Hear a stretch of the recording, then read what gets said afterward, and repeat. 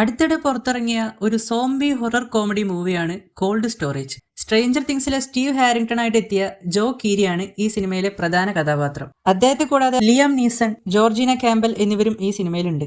സിനിമയുടെ പ്ലോട്ടിലേക്ക് നോക്കുകയാണെങ്കിൽ വളരെ ഡേഞ്ചറസ് ആയ ഒരു ഫംഗസ് അത് സൂക്ഷിച്ചു വെച്ചിട്ടുണ്ടായിരുന്ന സ്റ്റോറേജ് വാൾട്ടിൽ നിന്നും ലീക്ക് ആവുകയാണ്. ആ സ്റ്റോറേജിൽ വർക്ക് ചെയ്യുന്ന 2 സെക്യൂരിറ്റി ഗാർഡ്സ് ആണ് ടി കേക്കും നയോമിയും. സോ ഈ ഫംഗസ് സ്പ്രെഡ് ആവുന്നതും ഇവര് രണ്ടുപേരും ആ സ്റ്റോറേജ് ഫെസിലിറ്റിയിൽ നിന്ന് രക്ഷപ്പെടുമോ ഇല്ലയോ എന്നതൊക്കെയാണ് കോൾഡ് സ്റ്റോറേജ് നമുക്ക് കാണിച്ചു തരുന്നത്. വളരെ സിമ്പിൾ ആയിട്ടുള്ള ഒരു സ്റ്റോറിയാണ്. അതുകൊണ്ട് തന്നെ ഹൊറർ സീനുകളൊന്നും അത്രയ്ക്ക് കാര്യമായിട്ട് വരുന്നില്ല. അതുപോലെ ഒരു സോംബി മൂവി എന്ന രീതിക്ക് ഈ സിനിമ ആരും കാണാൻ നിൽക്കരുത്. കാരണം സാധാരണ സോംബി മൂവീസിലൊക്കെ കണ്ടുവരുന്ന ആ ഒരു ത്രില്ലിംഗ് ഹൊറർ എലമെന്റ്സ് ഒന്നും ഈ സിനിമയിൽ ഇല്ല. പടം ലാഗൊന്നുമില്ല, തുടങ്ങുന്നതും അവസാനിക്കുന്നതും നമ്മൾ അറിയില്ല. ഇതേ പേരിൽ തന്നെയുള്ള ഒരു നോവലിനെ ബേസ് ചെയ്താണ് ഈ സിനിമ എടുത്തിരിക്കുന്നത്. 1 മണിക്കൂറും 39 മിനിറ്റും ഡ്യൂറേഷൻ വരുന്ന ഈ സിനിമയ്ക്ക് നിലവിൽ IMDb കൊടുത്തിരിക്കുന്ന റേറ്റിംഗ് 6.1 ആണ്.